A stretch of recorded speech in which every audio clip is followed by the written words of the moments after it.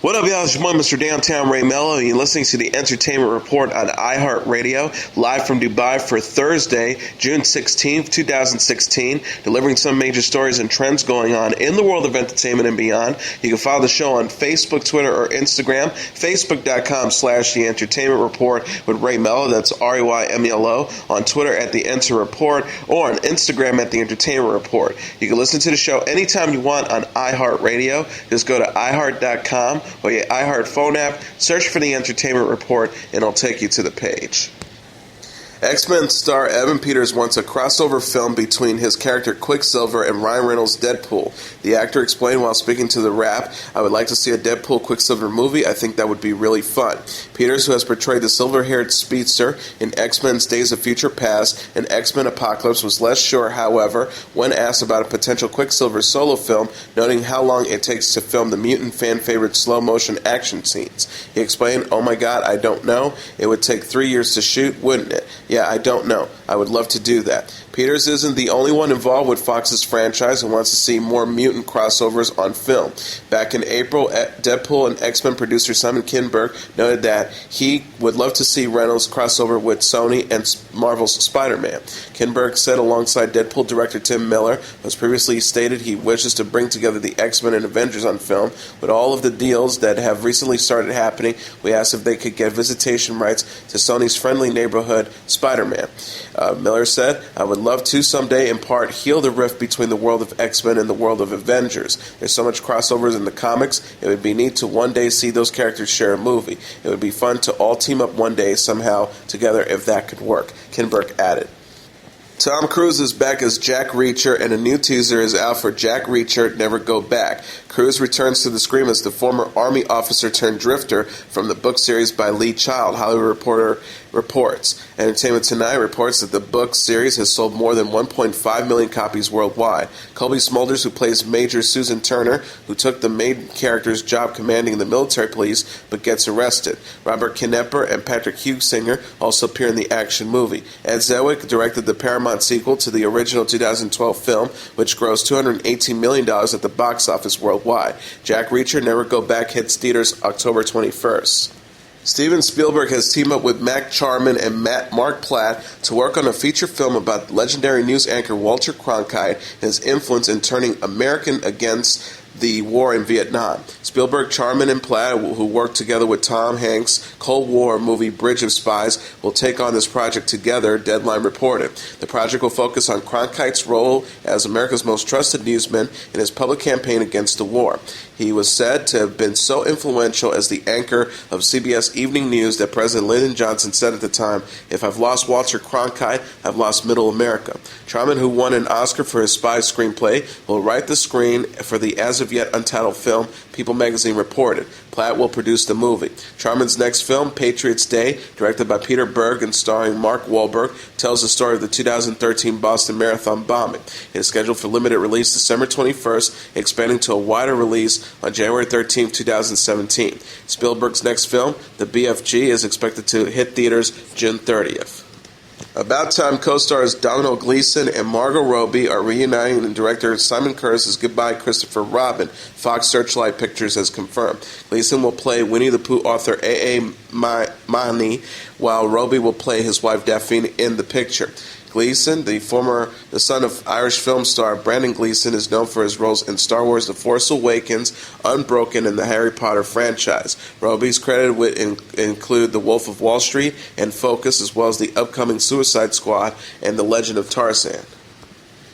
Rush Hour and Key & Peele alum Justin Hires has joined the cast of the reboot of the action-adventure drama MacGyver, CBS announced. The stand-up comedian will play Wilt Bowser, the titular hero's ambitious roommate.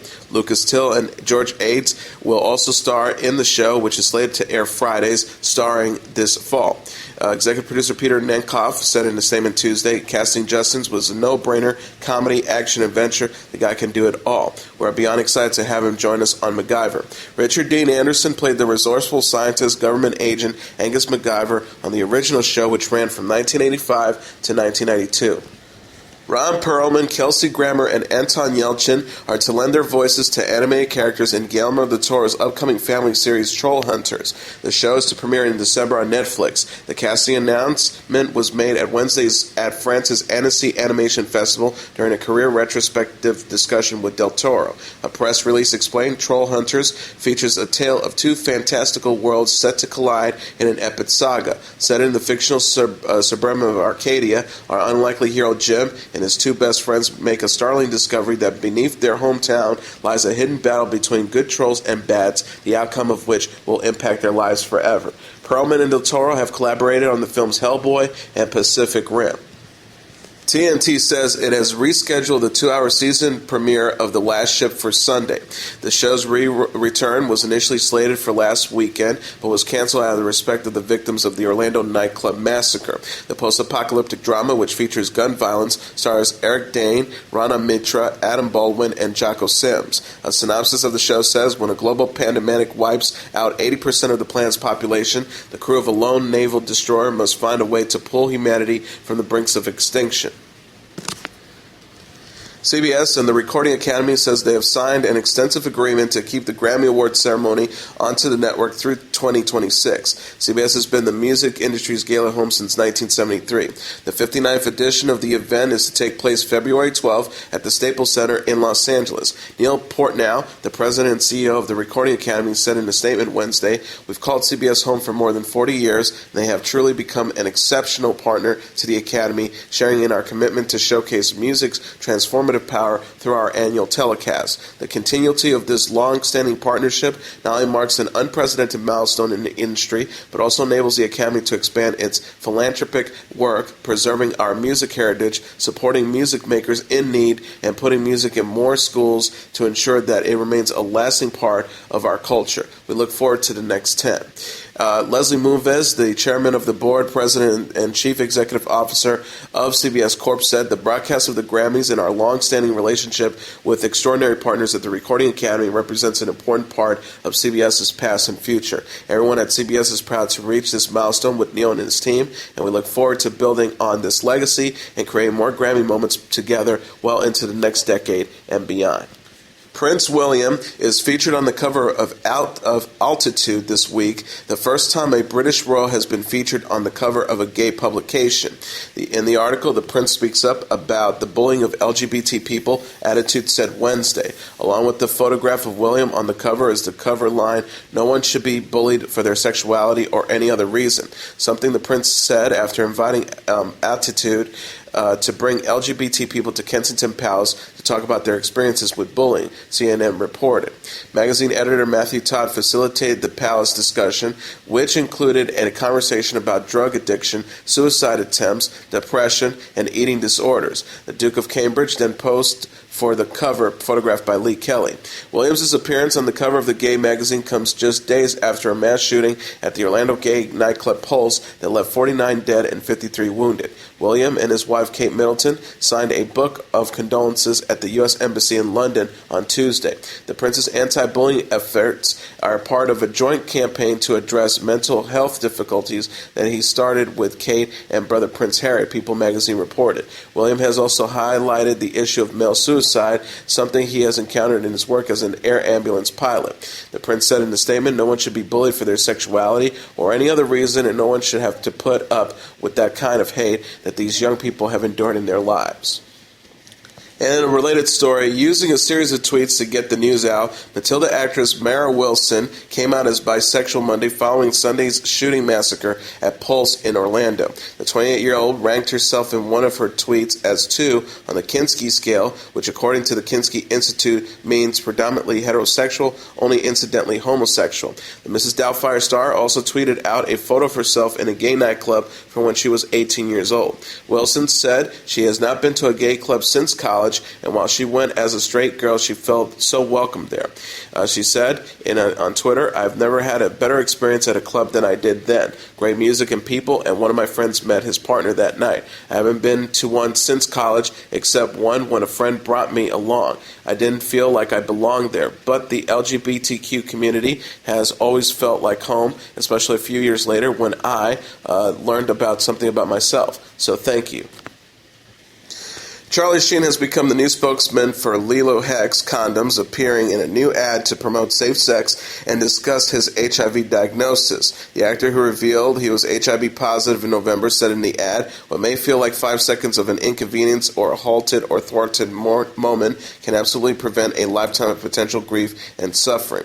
Sheen continued by saying, "It's a dialogue people don't want to have. A lot has to do with that fantasy belief that could never happen to them, and that's something I can speak to. I pretty much felt the same way. That's stuff for other people." After noting in the clip how searches online about HIV increased after he went public, the 50-year-old notes how important it is to use condoms and how Lilo Hex provides the best protection on the market. He notes, "There's an odd combination now of people still wanting to be like me or experiencing my life, but there's a little detail they want no part of." Sheen wrote on Twitter Tuesday alongside the promotional ad, "Times are changing. What do I think of condoms? Well, as they say, youth is wasted on the young." Jennifer Aniston is not pregnant, contrary to recent reports. The 47-year-old actress rep denied rumors in a statement to Entertainment Tonight after Aniston was spotted with a baby bump while on vacation with husband Justin Theroux. The rep said, "She's not pregnant. Shame on In Touch for making up the whole story, but this is not the first time they've done so." In Touch has sparked speculations by including photos of Aniston in a bikini in their June 27th issue. The actress's belly appears to slightly protrude in some of the pictures, leading to the tabloids to declare Jen's finally pregnant. The rep explained, "What you see is her having just enjoyed a delicious big lunch and her feeling safe on private property." Aniston and Theroux have been together since 2011 and married in August. The actress told Vanity Fair in 2005 she's always wanted and will have children, but voiced her aversion to societal expectations in the June 2015 issue of Allure. She asserted, "I don't like the pressure that people put on me, on women, that you failed yourself as a female because you haven't procreated. I don't think that's fair." The star shared, "This continually is said about me, that I was so career-driven and focused on myself that I don't want to be a mother, and how selfish is that?" Aniston described her life with Theroux as very peaceful when she spoke to E.T. in April. The actress will next appear in Office Christmas Party with Olivia Munn, while Theroux is slated for The Girl on the Train with Emily Blunt.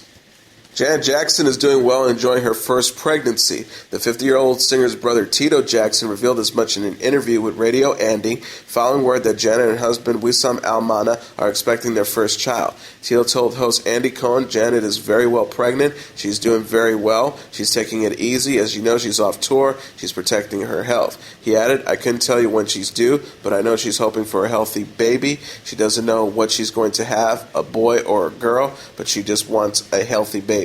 News of Janet's pregnancy broke in May, a month after she announced she will delay the European leg of her Unbreakable World Tour. The singer had said at the time that she and Almana were planning a family. Janet told fans in April, "We're in the second leg of the tour, and there actually has been a sudden change. I thought it was important that you be the first to know." She revealed, "My husband and I are planning our family, so I'm going to have to delay the tour. Please, if you can try to understand that that's important that I do this now. I have to rest up doctor's orders." Jackson and Almana, a 41-year-old Qatari businessman, married in 2012. The singer last released Unbreakable in October, which debuted at #1 on the Billboard 200 albums charts and included the singles No Sleep and Damn Baby. Tess Holliday and fiancé Nick Holliday recently welcomed a baby boy.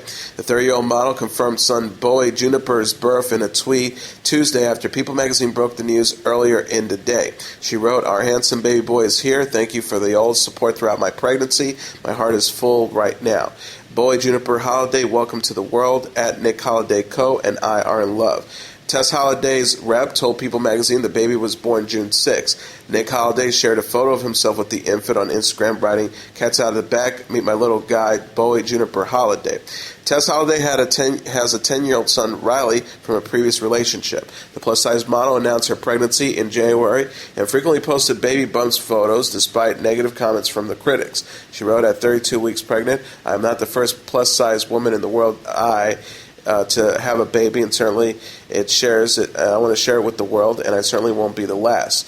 She also added, "However, I'm part of a small minority that's telling you it's okay to not have a perfect baby bump or not to show it all, to be plus size and have a healthy child, and most importantly to find a health care provider that doesn't shame you about your size."